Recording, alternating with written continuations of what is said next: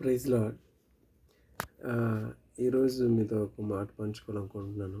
అంటే ఈరోజు నాకు తెలిసింది ఆ విషయం ఏంటంటే, నేను ఈ పేర్లు మార్పిడి గురించి చూసినప్పుడు పౌలు గారు ఉంది కదా, ఇంతవరకు సౌలుని పౌలుగా దేవుడు మార్చాడు అని నేను అనుకునేవాడిని. నాలాగే చాలామంది అనుకుంటారని కూడా అనుకుంటున్నాను. నిజానికి అలా ఎక్కడ రాయబడలేదు. కొత్త నిబంధన పుస్తకంలో మనం చూస్తే యాక్చువల్గా పౌలు గారి పేరు పౌలేనంట. హీబ్రూలో ఆయన అంటే ప్రతి ఆ నాగరికతలు ఆయనకి 2 పేర్లు ఉన్నాయి. నేను సింపుల్గా చెప్పాలంటే అతనికి సౌలు పౌలు 2 పేర్లు ఉండేవి మొదటి నుంచి కూడా. సో అతను బేసిక్గా హీబ్రీయుడు, అలాగే కాకపోతే సిటిజన్షిప్ వచ్చి రోమన్ సిటిజన్షిప్ కాబట్టి, రోమాలో గ్రీక్ మాట్లాడేవాళ్ళు కాబట్టి అక్కడ పేరు ఆయనకి పౌలు. హీబ్రూ దేశం లేకపోతే వాళ్ళు పెట్టుకున్న పేరు అంటే వాళ్ళ నాగరికత బట్టి యూదుడు కాబట్టి సౌలు. సో అతనికి 2 పేర్లు, ఇంట్లో చెప్పాలంటే ఇంట్లో సౌలు బయట పౌలు అన్నట్టు.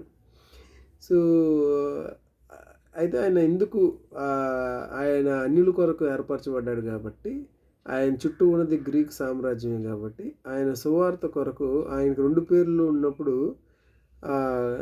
పౌలు అనేది వాళ్ళు ఇంట్రడ్యూస్ చేసుకుని, నేను మీ వాడినే అని ఒకటి, అంటే నేను మీ వాడినేనయ్యా, యేసు అని, నేను యేసుక్రీస్తుని నమ్ముకున్నాను అని చెప్పినట్లుగాను. రెండవది ఏంటంటే, అప్పుడు రోమన్ సిటిజన్ పవర్ ఎక్కువ కదా, సిటిజన్షిప్. సో పౌలు అనే పేరు తన పేరే కాబట్టి తను అది వాడుకుంటే ఈజీగా అతను అంటే కొంత అథారిటీ కూడా ఉంటుందన్నమాట ఆ పేరుకి. లైక్ పౌల్ ఇది రోమన్ నేమ్ కాబట్టి రోమన్ సిటిజన్షిప్ మీ అందరూ తెలుసు. తను ఎలా కొన్నిసార్లు రోమన్ సిటిజన్షిప్ వాడుకొని కొన్నిసార్లు ఎలా తప్పించబడ్డాడు, ఎలా సువార్త ప్రకటించుకున్నాడు అనేది చూస్తాం.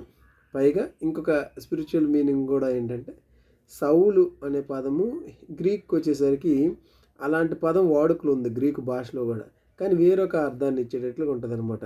తప్పైన ప్రవర్తన లేకపోతే గర్విష్ఠికరమైన ప్రవర్తన అనే మీనింగ్ వస్తుందంట ఆ గ్రీక్ భాషలో. కాబట్టి అంటే ఇప్పుడు కొన్ని పదాలు మనకు తెలుసు కదా, అంటే కొన్ని అలా ఉంటాయి మనకి. అంటే మన హిందీ, తమిళ్ అక్కడ వాడే పదాలు తెలుగులో కొన్నిసార్లు తప్పు అయిన పదాలుగా మనం భావిస్తాం. అలాగే తెలుగు పదాలు వాళ్ళకి కూడా కొన్ని తప్పుగా ఉండొచ్చు. అలాగే ఈ సౌలు అనే పేరు తప్పు అర్థాన్ని ఇస్తుందని, ఆ గ్రీకు భాషలో మాటలో తప్పు ప్రవర్తన కలవాడు అనే అర్థాన్ని ఇస్తుందని. సో కాబట్టి వాళ్ళకి పౌలు అంటే మీనింగ్ ఏంటంటే స్మాల్, చిన్నవాడు అని.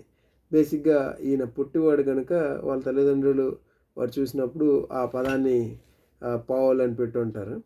అలాగే స్పిరిచువల్గా చూసుకుంటే, నేను చిన్నవాడిని యేసుక్రీస్తులో, నేను పెద్దవాడిని కదా, అంతవరకు గొప్ప పరిచయుడిని ఆయన భావించేవాడు. ఎప్పుడైతే యేసుక్రీస్తుని తెలుసుకున్నాడో, లేదయ్యా నేను అంత గొప్పవాడిని కాదు, నేను చిన్నవాడిని అని ఒక తను తగ్గించుకున్నట్లుగా కూడా మనం చూడొచ్చు మరి. So thank you.